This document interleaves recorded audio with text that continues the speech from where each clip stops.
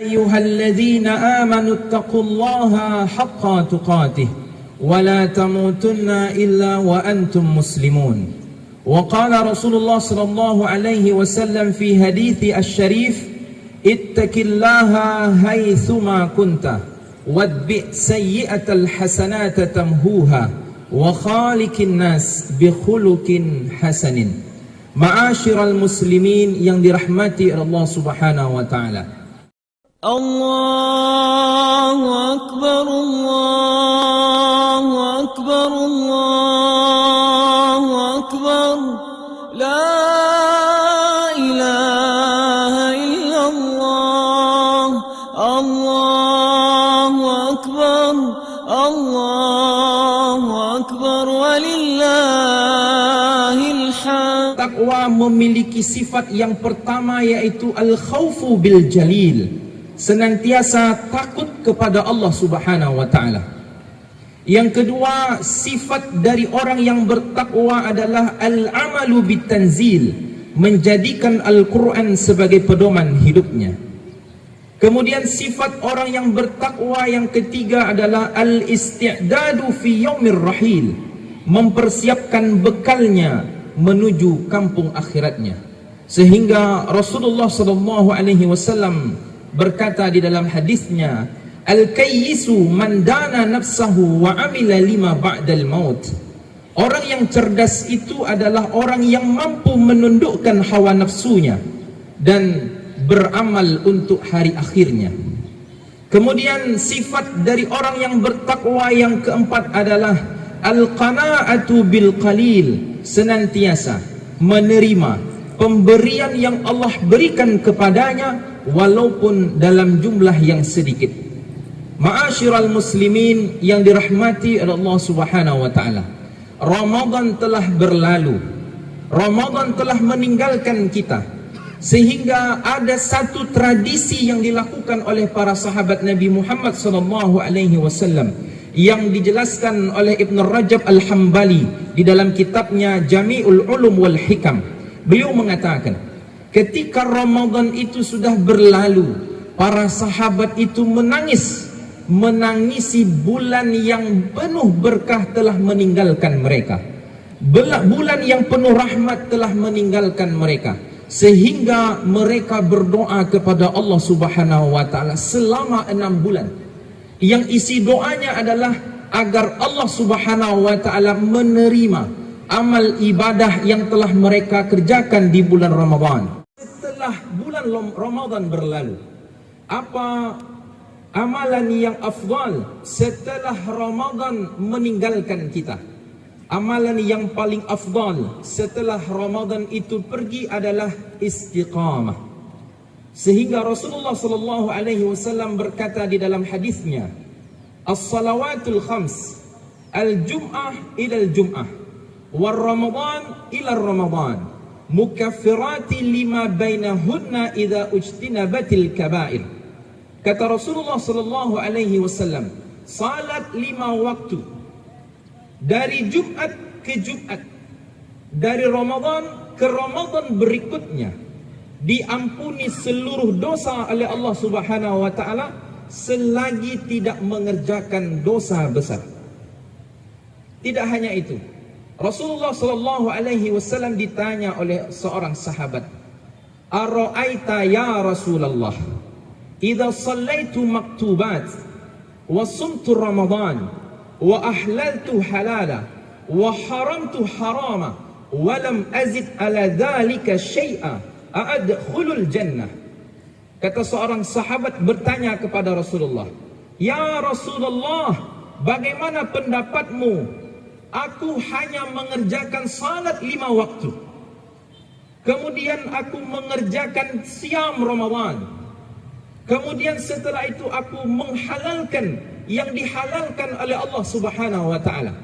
Dan setelah itu aku mengharamkan yang diharamkan oleh Allah Subhanahu wa taala. Walam azid ala dzalika syai'a, dan aku tidak menambahnya sedikit pun. A'adkhulul jannah, apakah aku bisa masuk surga?" Maka Rasulullah sallallahu alaihi wasallam mengatakan, "Na'am, iya." Sehingga Ibn Rajab Al-Hambali mengatakan ini adalah istiqamah. Ibadah-ibadah yang kita kerjakan di bulan Ramadan yang dituntut oleh Allah Subhanahu wa taala adalah keistiqomahan. Sehingga Rasul menyebutkan di dalam hadisnya, ahabbul a'mal indallahi ta'ala adwamuha wa in qalla. Sesungguhnya amal yang amat dicintai oleh Allah Subhanahu wa taala senantiasa dikerjakan walaupun dalam jumlah yang sedikit. Allahu akbar, Allahu akbar, Allahu akbar walillahil hamd. Ma'asyiral muslimin yang dirahmati oleh Allah Subhanahu wa taala, para sahabat Nabi Muhammad sallallahu alaihi wasallam memiliki amalan ibadah khusus yang senantiasa mereka kerjakan. Yang itu mereka kerjakan sampai mereka dipanggil oleh Allah Subhanahu wa taala. Sebagai contoh, sahabat Nabi Muhammad sallallahu alaihi wasallam yang bernama Bilal bin Rabah, beliau senantiasa tidak pernah meninggalkan. Di saat beliau itu batal dari wuduknya, maka beliau senantiasa berwuduk kembali walaupun beliau tidak dalam kondisi salat. Di saat itu Rasulullah sallallahu alaihi wasallam bertanya, "Wahai Bilal, apa yang menyebabkan terompamu lebih dahulu masuk surga Allah Subhanahu wa taala?" Maka Bilal mengatakan, "Ya Rasulullah, tidak ada yang aku kerjakan kecuali setiap kali wudukku batal, aku senantiasa menyambungnya." Ma'asyiral muslimin yang dirahmati oleh Allah Subhanahu wa taala. Kemudian ada lagi sahabat Nabi yang bernama Sa'ad bin Abi Waqqas. Setiap kali beliau mengangkat tangannya seraya berdoa kepada Allah, pasti Allah kabulkan.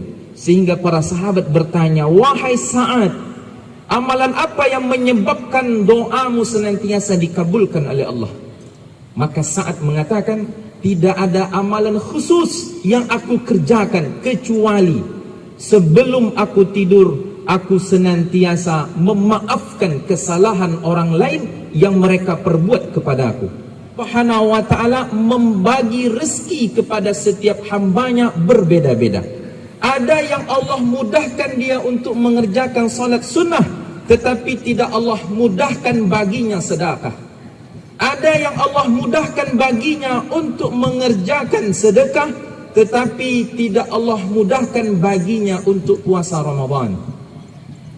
Allahu akbar, Allahu akbar, Allahu akbar walillahil hamd.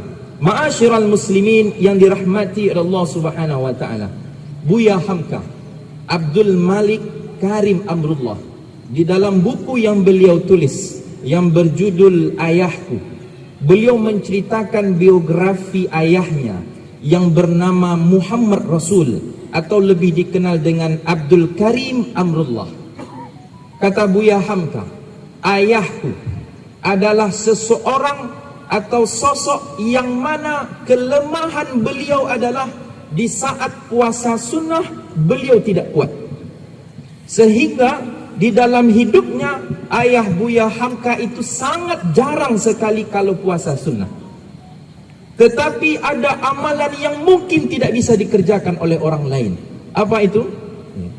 Bapak Buya Hamka senantiasa setiap waktu syuruk beliau masuk ke dalam perpustakaannya dan keluar dari perpustakaannya baru ketika azan zuhur berkumandang. Ma'asyiral muslimin yang dirahmati Allah Subhanahu wa taala, maknanya setiap hamba memiliki amalan khusus yang itu dibanggakan kelak di hadapan Allah Subhanahu wa taala. Yang dituntut oleh Allah Subhanahu wa taala adalah bukan banyaknya amal sehingga di saat dia mengerjakannya dalam kondisi futur dan meninggalkan seluruhnya. Yang diinginkan oleh Allah Subhanahu wa taala adalah keistiqomahan dalam sebuah amal walaupun dalam jumlah yang sedikit. Inna a'zamul karamah luzumul istiqamah. Sesungguhnya karamah yang besar yang Allah berikan kepada seorang hamba adalah istiqamah di dalam mengerjakan ibadah. Umur umatku antara 60 sampai 70 tahun. Dan sangat sedikit ada orang yang melebihi umur demikian. Untuk itu mari kita persiapkan amal kita sebelum kematian itu datang. Karena keistiqomahan itu bagian dari ketakwaan. Dan ketakwaan itulah nanti yang akan menyelamatkan kita dari azab Allah Subhanahu wa taala.